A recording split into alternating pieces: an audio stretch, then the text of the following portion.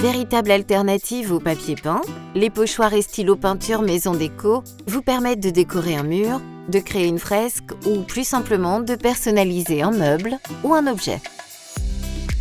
L'application est très simple. Elle se fait en 1 à 2 couches pour le pochoir et un tracé pour le stylo. Que vous souhaitiez personnaliser votre salon ou la chambre de votre enfant, vous trouverez votre bonheur parmi nos 4 collections tendances de pochoirs et 9 coloris de stylos acryliques. Suivez nos conseils d'application pour un résultat impeccable.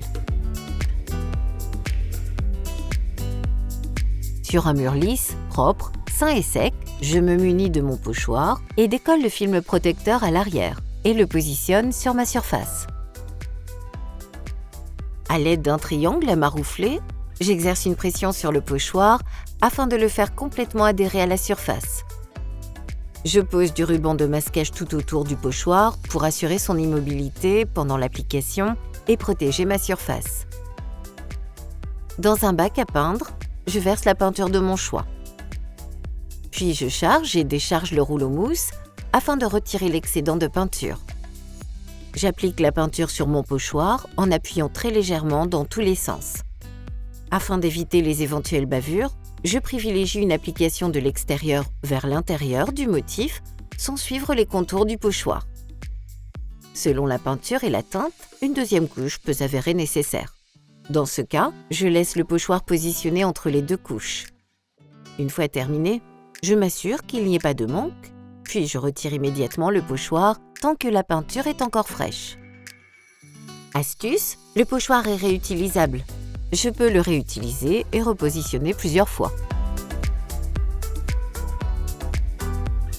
À main levée ou à l'aide d'un pochoir, je commence par tracer au crayon le motif qui sera réalisé sur le mur. Astuce, un vidéoprojecteur peut vous faciliter le tracé en projetant le motif sur le mur. Ce tracé préliminaire sera recouvert ensuite par le stylo peinture.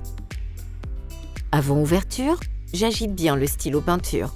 J'appuie sur la pointe à plusieurs reprises, sur un support brouillon, jusqu'à ce qu'elle soit suffisamment imbibée de peinture. Je teste le débit sur mon brouillon.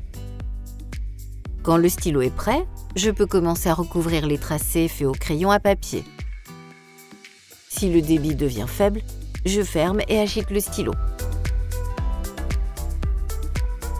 Si je souhaite accentuer la visibilité du trait, je peux repasser une seconde fois après séchage du premier passage. Et hop, je crée une fresque murale qui donne l'illusion d'un papier peint.